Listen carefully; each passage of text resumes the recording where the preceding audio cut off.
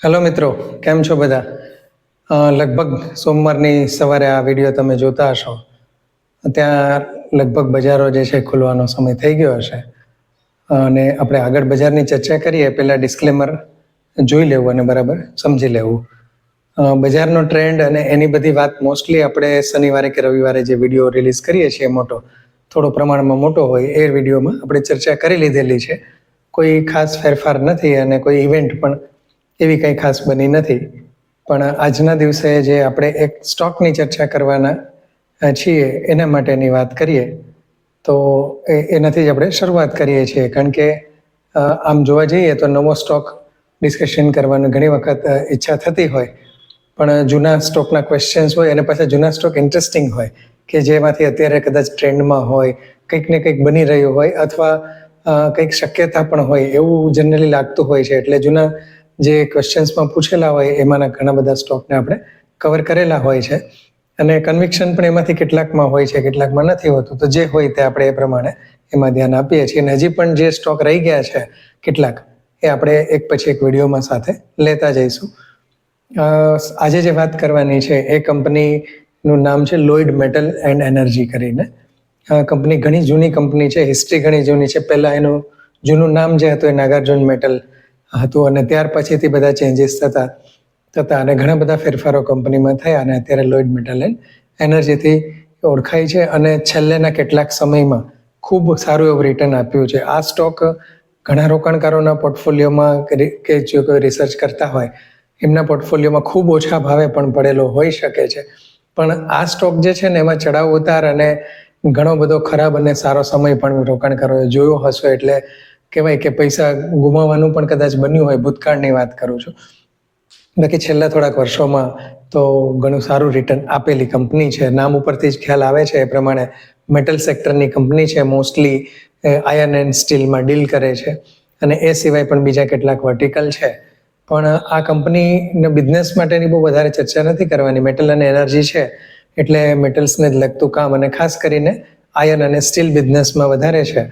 પણ ખાસ કરીને કેટલાક સ્પેસિફિક કમ્પોનન્ટ્સ એવા બનાવે છે કે જેને કારણે કંપનીને થોડું પ્રીમિયમ એની પ્રોડક્ટમાં પ્રીમિયમ વેલ્યુ મળે છે. અને એનર્જી તો મોસ્ટલી તમે જોવા જશો ને તો મોસ્ટલી જે સ્ટીલ કંપનીઓ છે, આયર્ન ઓર પ્રોડક્શનની કંપનીઓ જે છે ને એ મોસ્ટલી પોતાનો કેપ્ટિવ પાવર પ્લાન્ટ કે આ તે ધરાવતી જ હોય છે. એટલે એનર્જી એમાં મોસ્ટલી ઇન્ક્લુડ હોય છે આ બધી સ્ટીલ કંપનીઓમાં. ને એમાં એ વસ્તુ આપણને ઘણી કંપનીઓમાં પણ આ જોવા મળે છે. આ કંપનીમાં પણ એ વસ્તુ છે અને પ્રોડક્ટ આ રીતે છે. તો અને બીજું કે અત્યારે પ્રમાણમાં સારું એવું સાયકલ મેટલનું ચાલી રહ્યું છે. એ સિવાય પણ ઘણા બધા ફેક્ટર્સ છે. ખાસ નોંધપાત્ર વસ્તુ આ કંપનીના પરિણામ કે એના આંકડામાં જોવા જઈએ ને તો મેટલ સેક્ટરની કંપની હોવા છતાં રિટર્ન રેશિયો ખૂબ સારા છે. આરઓઈ ને આરઓસી 30-32% લઈને 38% રેન્જ સુધીના આપણને જોવા મળે છે. એટલે મેટલ કંપની માટે આ એક ખૂબ સારું કહી શકાય, આ કંપનીની પોઝિટિવ બાબત છે. પણ એ પ્રમાણે પી રેશિયો પણ થોડો આ કંપનીમાં ઊંચો છે અને બુક વેલ્યુ પણ વધારે છે. એનો અર્થ એમ થાય કે કંપની ઉપરનો જે દેવું છે એના કરતાં એનું રિઝર્વ, એની જે અનામત મૂડી જે કહેવાય એ વધારે હશે. એટલે તો જ આ વસ્તુ બની શકે કે આટલી ઊંચી બુક વેલ્યુ એમાં મળી શકતી હોય છે. એટલે આ વસ્તુ થઈ કંપનીના બિઝનેસની. એનો ભાવ જે છે એ 1200 થી 1300ની વચ્ચે અત્યારે ચાલી રહ્યો છે. આમ તો 1300ની આજુબાજુ છે, પણ અત્યારનો ભાવ જોતા અને એનું વેલ્યુએશન્સ અને ભૂતકાળનો આખો એના ભાવ જે છે એનો ચાર્ટ અથવા તો એનો જો આપણે સ્ટડી કરીએ તો એક વસ્તુ લાગે છે કે 1200ની આજુબાજુ આ કંપનીનો સ્ટોક એટ્રેક્ટિવ છે ચાર્ટની દ્રષ્ટિએથી. કારણ કે ફંડામેન્ટલ્સ જોઈએ અને આપણે નક્કી કરીએ કે આ કંપનીનો સ્ટડી કરવો જોઈએ અને આપણને કન્વિક્શન આવે, મીન્સ કે તમારા પોતાના રિસર્ચથી અથવા તમારા એડવાઇઝરની સલાહથી તમે પોર્ટફોલિયોમાં એડ કરવાનું વિચારો તો એ જે ભાવ કહેવાય ને એ 1200નો ભાવ ઠીક કહી શકાય. પણ ટેકનિકલી 1200ના ભાવ પછી જો એમાં વધારે ઘટાડો આવે તો 1100નો કે 1120નો પાછો સ્ટોપ લોસ પણ આવે છે અને ત્યાર પછીથી જે સારો ભાવ કહેવાય એ 950ની ઉપર આવે છે ચાર્ટ પ્રમાણે જે જોતા. અને કહેવાય ને કે એક સિમ્પલ મૂવિંગ એવરેજથી જ આપણે ચાર્ટ જોઈએ છે, કોઈ પેટર્ન કે એની રીતે નથી જોતા હોતા, પણ આમ એક જનરલ અન્ડરસ્ટેન્ડિંગ થોડું ઘણું સ્ટડીથી જોતો હોય છે. આ રીતના આ એક ચાર્ટની દ્રષ્ટિએ આ પ્રમાણેના ભાવ દેખાય છે બાકી આમ જોવા જઈએ તો પ્રમાણમાં છેલ્લા ઘણા સમયથી અપ ટ્રેન્ડમાં છે. અત્યારે કન્સોલિડેટ થાય છે.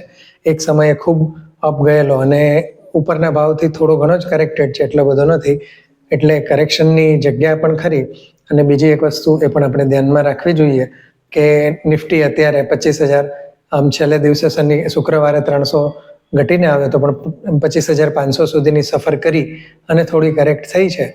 તો હંમેશા 25,000 ઉપરની જે રેન્જ આવે ત્યારે થોડું આપણે કોશિયસ, સાવધાન કે એ પ્રમાણે કરવું જોઈએ. એટલે એનો રસ્તો એ રહે કે આમે મેટલ સેક્ટર જે છે સાયક્લિકલ સેક્ટર છે, એટલે ક્યારેય પણ પોર્ટફોલિયોમાં ભલે તમારા લાંબા ગાળાનો પોર્ટફોલિયો હોય કે મોમેન્ટમ પોર્ટફોલિયો હોય, ટૂંકા ગાળાનો હોય, મેટલ સેક્ટરની કંપનીઓનું એલોકેશન બને ત્યાં સુધી ખૂબ વધારે ન રાખવું જોઈએ.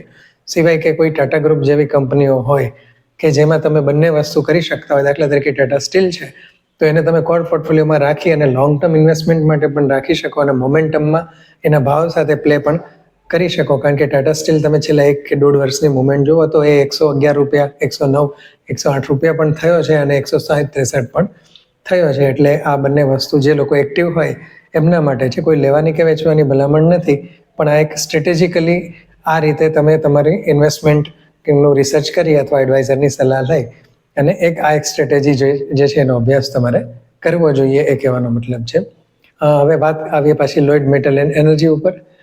છેલ્લા ક્વાર્ટરનું પરિણામ ખૂબ સારું આવ્યું છે. કંપનીની રેવન્યુ ઇન્ક્રીઝ થઈ છે, પ્રોફિટેબિલિટી પણ ઇન્ક્રીઝ થઈ છે. એટલે અત્યારે સ્ટીમ અપ છે થોડો શેર, જે કહેવાય ને કે અત્યારે હિટ ઉપર આમ થોડું ભાવ જે કહેવાય એ રીતનો છે. પણ કદાચ બની શકે કે એમાં ખાસ કરેક્શન આવે કે કેમ એ પણ પ્રશ્ન રહે છે. એટલે આ રીતે એમને આપણે જોવો જોઈએ.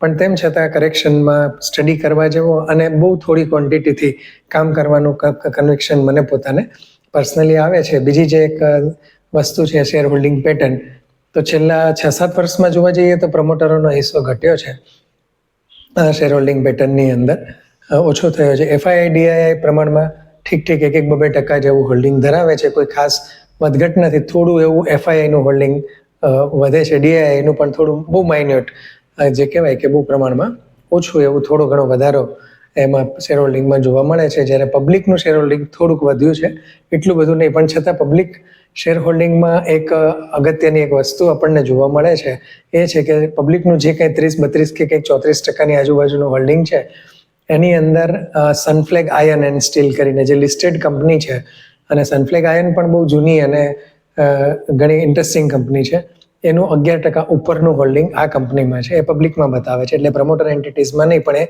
એ રીતે એમાં હોલ્ડ કરે છે. એટલે પબ્લિકમાંથી પણ 11% તમે કાઢી નાખો તો પબ્લિકનો હિસ્સો થોડો ઓછો થાય. પણ સનફ્લેગ આયર્ન એન્ડ સ્ટીલ જે છે એનો પણ 11% હિસ્સો છે. સનફ્લેગ આયર્ન એન્ડ સ્ટીલ પણ લિસ્ટેડ કંપની છે, પણ એનું રિટર્ન રેશિયો અને જે કહેવાય કે એના આંકડા એટલા બધા કન્વિક્શન વાળા નથી. ભલે સનફ્લેગ આયર્નમાં પણ ઇક્વિટી જે કહેવાય કે એની સામે એનું રિઝર્વ ખૂબ સારું છે. બુક વેલ્યુ કંપનીના ભાવ કરતાં પણ ડબલ છે. પણ પ્રોફિટેબિલિટી, ગ્રોથ અને આ બધી વસ્તુઓ એમાં અત્યારે દેખાતી નથી. જ્યારે લોઇડ મેટલ જે છે એમાં કહેવાય કે ગ્રોથ અને પ્રોફિટ બંને, રેવન્યુમાં પણ અને પ્રોફિટમાં પણ સારું એવું એમાં છેલ્લા ક્વાર્ટરમાં ખાસ કરીને વધારે જોવા મળ્યો છે. તો એક આ ઇન્ટરેસ્ટિંગ સ્ટોક છે કે જેને આપણે ધ્યાનમાં રાખવો જોઈએ, પણ સાથે સાવધાની સાથે ધ્યાનમાં રાખવા જેવો સ્ટોક મને લાગે છે. કે એનું વેઇટેજ જે છે એ પ્રમાણમાં થોડું ઓછું રાખી અને એ પ્રમાણે વેઇટેજ એટલે કે ક્વોન્ટિટી અથવા તો આપણું એલોકેશન જે કહેવાય એ માટે સ્ટડી કરવો જોઈએ. બીજું એક ગયા વિડીયોમાં જે જવાબ આપવાનો એક સ્ટોક રહી ગયો હતો, જે હતો JTEKT કરીને. JTEKT પણ આમ બહુ જૂનો સ્ટોક છે અને મેઇનલી ઓટો એન્સિલરી કંપની છે, ઓટોમોબાઈલ સેક્ટરની, અને જૂની ઘણી બધી કંપની છે, લેગસી બિઝનેસ છે. લગભગ મારુતિ સુઝુકી નો હિસ્સો એમાં થોડો ઘણો શેર હોલ્ડિંગ પેટર્નમાં ધરાવે છે, એવું મને આછું યાદ છે. પણ એના આંકડા જે કહેવાય રિટર્ન રેશિયો અને એ બધું અત્યારે ફેવરેબલ નથી. અને ખાસ કરીને છેલ્લા જે ક્વાર્ટરના રિઝલ્ટ છે એ થોડા ઘણા ઠીક કહી શકાય, બહુ વધારે પ્રોત્સાહક નથી દેખાતા. બાકી બીજી બધી રીતે સાઉન્ડ કંપની છે, ઇક્વિટીના સામે દેવું કહી શકાય, એ એક થોડું વિચારવા જેવું ખરું. એટલે એ વસ્તુને ધ્યાનમાં રાખવી. બાકી પ્રમોટર હોલ્ડિંગથી માંડી અને બધું ઓકે કહી શકાય એવી ઠીકઠાક કંપની છે. કોઈ ઇન્ટરેસ્ટિંગ કે કંઈ નથી. કારણ કે એઝ આપણે ઓટો એન્સિલરી સેક્ટરની કંપની લઈએ તો આજે નવું રોકાણ કે નવા કોઈ શેરનો સ્ટડી કરતા હોઈએ તો ઓબ્વિયસ છે કે આપણી પાસે ઘણા બધા નામ છે. ગેબ્રિયલ છે, કે સુંદરમ ફાસ્ટનર છે, RSCL ગિયરટેક છે, ઘણી બધી કંપનીઓ આપણને નજરમાં આવે છે. પણ જો જૂનું હોલ્ડિંગ હોય તો એમણે પોતે જ થોડું આનું ક્વાર્ટર ટુ ક્વાર્ટર રિઝલ્ટ પ્રમાણેનો ટ્રેક બેક રાખવું પડે અને એ રીતનો એમનો અભ્યાસ કરવો જોઈએ. કોઈ નિર્ણય જે છે તમારે તમારી રીતે અને તમારા એનાલિસ્ટની સલાહ લઈને કરવો જોઈએ. આ બે કંપની. અને વધારાની એક વસ્તુ હજી જે રહી ગઈ છે એ આપણે લોઇડ મેટલની વાત કરીએ તો લોઇડ મેટલની અંદર એક મુદ્દો જે કહેવાય કે કંપની આમ એનો રેકોર્ડ અને સનફ્લેગ આયનની એમાં ઇક્વિટીમાં હિસ્સો છે એટલે કંપની પ્રમાણમાં ઘણી સ્ટ્રોંગ દેખાય છે. પણ જે કંઈક પોઝિટિવ કહી શકાય ને એવી કેટલીક વસ્તુઓ ચાર્ટ ઉપરથી એમાં એની મુવમેન્ટમાં દેખાય છે. એટલા માટે જ આપણે એને એક લિમિટેડ ક્વોન્ટિટી અથવા ઓછા રિસ્કનું એલોકેશન ધ્યાનમાં રાખી અને એ પ્રમાણે એ સનફ્લેગ આયનનો સ્ટડી ચોક્કસ કરી શકાય એવું છે મિત્રો. બાકીની કોમેન્ટ્સ જે છે દરેક આ અઠવાડિયામાં જેટલા વિડીયો આવશે એમાં દરેક સ્ટોક પૂછેલા પ્રશ્નો હોય એનો સમાવેશ થઈ જાય એવી આપણે પૂરેપૂરી કોશિશ કરીએ છીએ મિત્રો. તમારી કોમેન્ટ અને પ્રશ્નો અવશ્ય લખશો. ખાસ કરીને લાઈક અને સબસ્ક્રાઇબ કરવાનું ભૂલશો નહીં. ધન્યવાદ. જય હિન્દ.